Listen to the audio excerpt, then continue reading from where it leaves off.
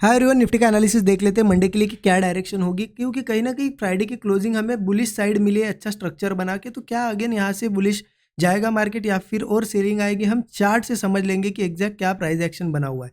और मैं आपको लेवल्स भी बताऊंगा कि कहाँ पे एग्जैक्टली हम ट्रेड्स प्लान कर सकते हैं। बट उससे पहले देख लेते हैं कि ये फ्राइडे का दिन हमने क्या किया, क्योंकि कहीं ना कहीं रेंज में ओपन हुआ मार्केट। आपको पता है ये जो ट्रेड रिलेटेड, इंडिया यूएस के ट्रेड रिलेटेड जो न्यूज़ थी, ठीक है, उसकी वजह से मार्केट बहुत ज़्यादा गैप अप हुआ था और बीच में अब फंसा हुआ है। अब ये ओपनिंग भी देखिए फ्राइडे की कहाँ हुई थी, इसी रेंज में हुई थी। ये रेंज आप ऐसे मार्क करो, ये ये बन रहा है, एक चैनल बन रहा है, उसी चैनल में हम ओपन हुए थे। देखिए इस तरीके से चैनल बन रहा है, वही उसी में ओपन हुए।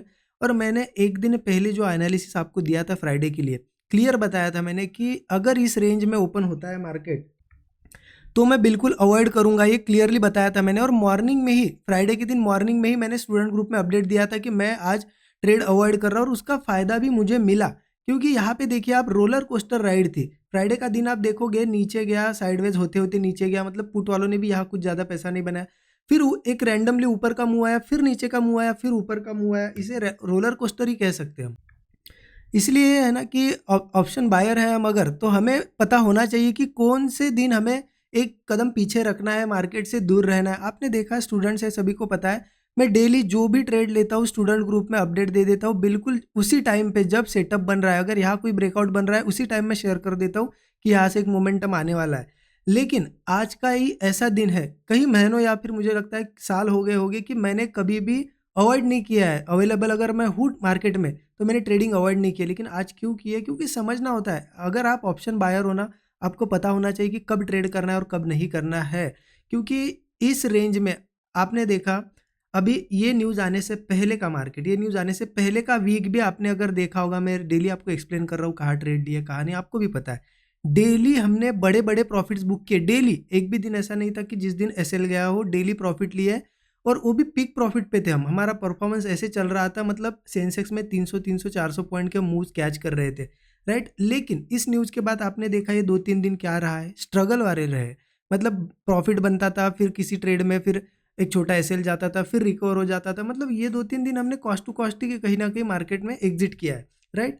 तो इसके पीछे रीजन तो सिंपल है, कॉस्ट टू कॉस्ट निकलेंगे ही, क्योंकि मार्केट कितना ज़्यादा ये है। देखिए आप, इतनी छोटी रेंज में ना कॉल में पैसा बनेगा ना पुट में। ऐसी मार्केट में कॉस्ट टू कॉस्ट भी हम क्लोज कर रहे हैं, वो भी बहुत हो गया। बट समझना चाहिए हमें कि कहाँ कब ट्रेड करना है कब नहीं, एज एन ऑप्शन बायर। क्योंकि बिगिनर क्या करते हैं ना, खुद पे डाउट करने लगते हैं कि वो, उनको लगता है कि वो कुछ गलत कर रहे हैं या फिर ट्रेडिंग सही नहीं कर रहे हैं। ऐसा नहीं है, आप एक बार मार्केट भी ऑब्जर्व किया करो, क्योंकि आपकी स्ट्रेटेजी सही होती है। आप ऐसी मार्केट में वो स्ट्रेटेजी फॉलो करना बंद कर देते हो। ऐसा नहीं है। ऑप्शन बायर का मार्केट अब कब आएगा, अब एक रैली पकड़ेगा ऊपर या नीचे के साइड, तो फिर यहाँ पे ऑप्शन बाइंग में अच्छा पैसा बनने लगेगा फिर से।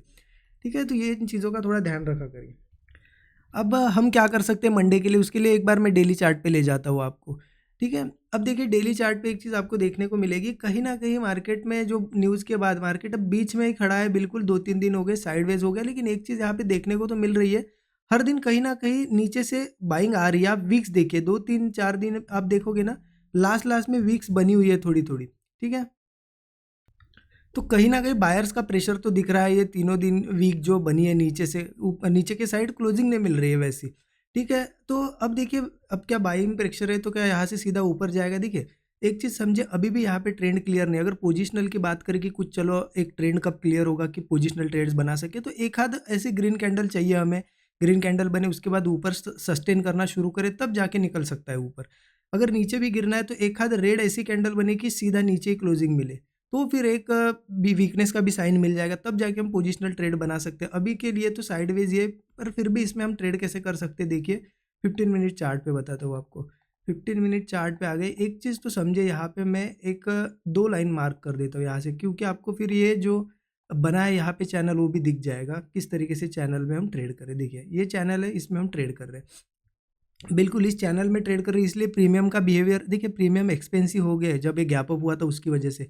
इसलिए आपके डायरेक्शन में भी चलेगा मार्केट इस चैनल में, तो आपको प्रॉफिट नहीं दिखेगा। ठीक है, अब देखिए यहाँ क्या कर सकते हैं ना हम, कि ओपनिंग देखिए, अगर सीधा गैप अप होता है तो क्या होगा, जैसे यहाँ रेजिस्टेंस, यहाँ रेजिस्टेंस, अगर गैप अप होता है इस चैनल के ऊपर, थोड़ा भी हो सकता है निकले भी थोड़ा ऊपर, और फिर इसके नीचे आ जाइए, लेवल पकड़ लीजिए आप 25,750। वापस इसके नीचे अगर आता है तो आप समझ लेना कि एक ब्रेकआउट फेलियर भी हो सकता है। तो अगर गैप अप या फिर यहाँ से जाने के बाद वापस 750 के नीचे आके सस्टेन करके अगर वीकनेस दिखाता है तो मैं यहाँ पे पुट साइड का एक ट्रेड जरूर ट्राई करूंगा। हो सकता है ब्रेकआउट है और हो सकता है बहुत तेजी से नीचे भी गिरे, ये चांसेस लग रहे हैं यहाँ पे, तो इसलिए मैं पुट साइड का ट्रेड एक ट्राई करूंगा। ठीक है, ये एक पहला मेरा सेटअप रहेगा। लेकिन अगर फ्लैट ही ओपन हुआ, मान लो फ्लैट ही ओपन हुआ, कहीं थोड़ा बहुत डिप भी लगाया मार्केट ने और होल्ड कर गया, मार्केट समझ लो इन लेवल्स के आसपास होल्ड कर गया और यहाँ से एक ब्रेकआउट बनता है और ऐसा ऊपर के साइड हमें कैंडल आती हुई दिखती है फिर से, तो कॉल ले सकते हैं हम, क्योंकि फिर यहाँ से ये तो इजीली एक छोटा एक तो टारगेट हमें मिल ही जाएगा। फिर यहाँ से कंटिन्यू करे या फेल हो अलग बात है, लेकिन एक तो मिलेगा टारगेट यहाँ से। तो ये एक ट्रेड में ज़रूर यहाँ पे प्लान करूँगा अगर फ्लैट वगैरह होता है तो उस केस में। ठीक है, गैप अप के केस में तो बता दिया मैं फेल्यूर पे पुट लेने के लिए रेडी हूँ, लेकिन ऐसा अगर बनता है सिनेरियो। बट अगर मार्केट यहाँ पे मान लो, क्योंकि देखिए रेंज में है, हमें सेटअप या फिर आप कह सकते हो कि स्ट्रक्चर क्या बनता है उसके बेस पे ट्रेड करना पड़ेगा। हम ऐसे रैंडमली ट्रेड नहीं कर सकते यहाँ पे ओपन होने के बाद कि चलो कॉल ले लो या पुट ले लो, नहीं। अगर स्ट्रेंथ कंटिन्यू रहती है तो ही कॉल साइड जाएंगे, अदरवाइज अगर मार्केट यहाँ कहीं ओपन हुआ और एक लेवल पकड़ लो आप 25,600, इसके नीचे नीचे आता है ऐसा स्ट्रक्चर बनाते हुए, देखिए एक बियरिश लोअर लो स्ट्रक्चर बनाते हुए आता है, इसके नीचे नीचे वीकनेस दिखती है, सस्टेन करता है, तो कोई भी ऐसा ब्रेकडाउन दिखे हम पुट ट्राई कर सकते हैं, क्योंकि यहाँ पे इतना खास अभी सपोर्ट नहीं है। मार्केट में सपोर्ट है 450 के आसपास, देखिए यहाँ पे 25 450 के पास, तो मुझे लगता है वीकनेस दिखती है तो वो 450 तक तो इजीली आ जाएगा, ये एक हमारा टारगेट हो सकता है। क्योंकि 450 अगर ब्रेक करता है तो अगेन बहुत तगड़ी सेलिंग हमें देखने को मिल सकती है। तो क्लियर है, अगर फ्लैट वगैरह यहाँ कहीं ओपन होता है तो स्ट्रक्चर देखो, वीकनेस है सेल करो, स्ट्रेंथ दिखती है बाय करो, बिल्कुल सिंपल है। यहाँ से नीचे ये टारगेट है, यहाँ से ऊपर ये बिल्कुल हम रेंज को प्ले कर रहे हैं। और यहाँ पे मैंने आपको बता ही दिया फेल्योर पे पुट साइड हम जा सकते हैं। एक चीज़ है, अगर मान लो मार्केट मार्केट में ट्रेंड कब क्लियर होगा बुलिश साइड का, तो उसके लिए मुझे लगता है ये जो ट्रेंड लाइन है ब्रेक होनी चाहिए और फिर मार्केट ऊपर ऊपर ही एक दिन क्लोजिंग देनी चाहिए ऊपर इस ट्रेंड लाइन के, ऐसा एक स्ट्रक्चर बनाते हुए, तब जाके क्लियर होगा कि हाँ अब ट्रेंड पकड़ लिया, तो जाके अच्छे से बुलिश ट्रेड हम पोजिशनली भी प्लान कर सकते हैं। ठीक है, और चलिए मान लो अब कैसा न्यूज़ आती है कुछ आती है, सैटरडे संडे बड़ा गैप अप या कुछ हुआ तो फिर हम बुलिश जोन में रहेंगे क्योंकि ब्रेकआउट हो चुका होगा। लेकिन देखिए एक डीप के बाद सस्टेन करना चाहिए, मार्केट लोअर लोज नहीं बनने चाहिए, तब जाके बाइंग कर सकते हैं।